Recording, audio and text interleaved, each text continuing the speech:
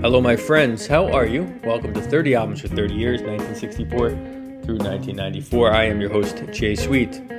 Today's record is one you might not think of as being influential, but in actuality, it actually was. The record is the Monkees' self-titled release on Cole Gems Records, C-O-L-G-E-M-S, Cole Gems record, recorded July 5th through July 25th of 1966, and released that same year, October 10th, 1966.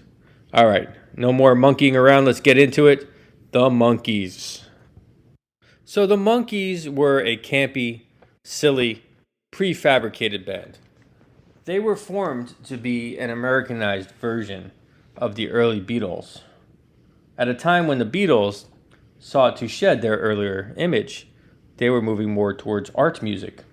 And the Monkees were formed in Los Angeles, 1965, by television producers inspired by the Beatles film A Hard Day's Night. Initially, the producers considered the band the Loving Spoonful for the show. That didn't work out. So instead, they cast Micky Dolenz, a former child actor, Michael Nesmith, a Texas folk musician, Peter Tork, a multi-instrumentalist, and Davy Jones, an English actor and singer.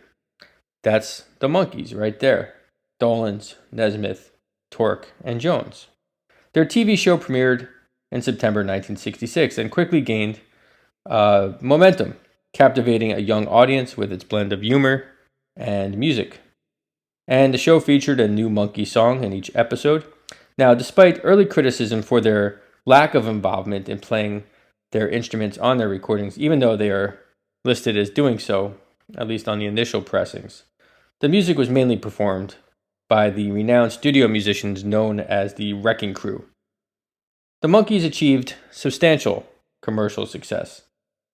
The well-written and popular songs and the band's engaging persona significantly impacted the music and the television landscape of 1966.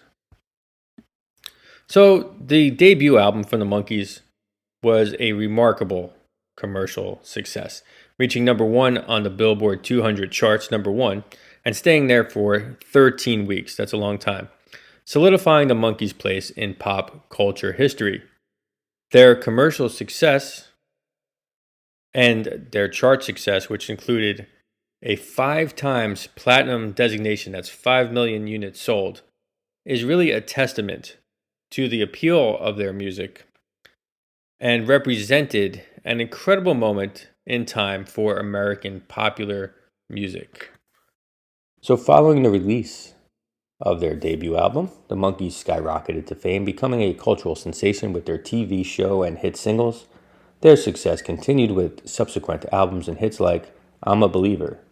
However, internal tensions and the desire for creative control led to changes. Peter Tork, the most musically gifted member, left in 1968, and then the group disbanded in 1971, but reunited for various projects over the decades. Davy Jones passed away in 2012, Peter Tork in 2019, and Michael Nesmith in 2021. The only surviving member is Micky Dolenz. Well, all right, my friends, that is today's show. Thanks for listening. I hope you enjoyed it. As you can tell, it might sound a little bit different. Trying some new things. Again, I had to make some changes. There's been some restrictions placed on the site that I used to make these programs, and also my ability to play tracks. So I did include a playlist for you in the description section of this podcast, and you can obviously find the album, but I sent a link as well to this record. Also, please check out my website, jsweetmusic.com. On there, you'll find performances playing a lot in the New Jersey, New York area. And in addition, details on my new book, The Music of 1964, the 50 Most Impactful Albums, along with a bunch of articles that I've been writing for various publications. So check that out if you have the time. Please subscribe to this podcast. Also, the Jazz Real Book, the companion podcast.